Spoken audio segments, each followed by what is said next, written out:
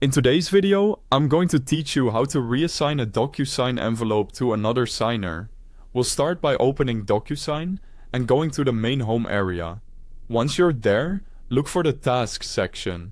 This is where you can quickly review the documents that are currently waiting for action. Take a moment to locate the specific document you want to reassign, since choosing the correct envelope is important before making any changes. After you find the right document, select it so you can review it more closely. Next, click the three-dot menu next to that task. This menu gives you access to additional options for the envelope. From that list, choose View Task Details. When you do that, a pop-out panel will appear with more information about the document. This is useful because it lets you confirm that you're working on the correct task before moving forward. Once you've checked the details, click Continue. After clicking Continue, you'll be redirected to another page. On this screen, you may see a message from the sender along with the standard signing prompt. At this point, instead of continuing directly into the signing process, look for other options and click that. From the options that appear, choose Assign to someone else. This is the feature that allows you to transfer the signing responsibility to a different person when needed. A new pop-up window will open.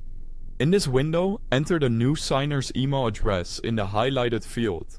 Be sure to type it carefully, since the reassigned document will be sent to that address. Then move to the reason field and provide a short explanation for the reassignment. Keeping the reason clear and professional helps everyone understand why the change was made.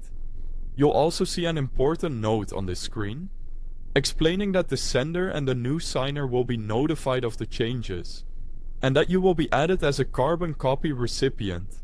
In other words, you'll still receive updates and have visibility into what happens next, even though you are no longer the person expected to sign. Once everything looks correct, click Assign.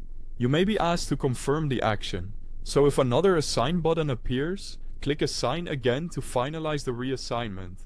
And that's it. The envelope has now been reassigned to the new signer.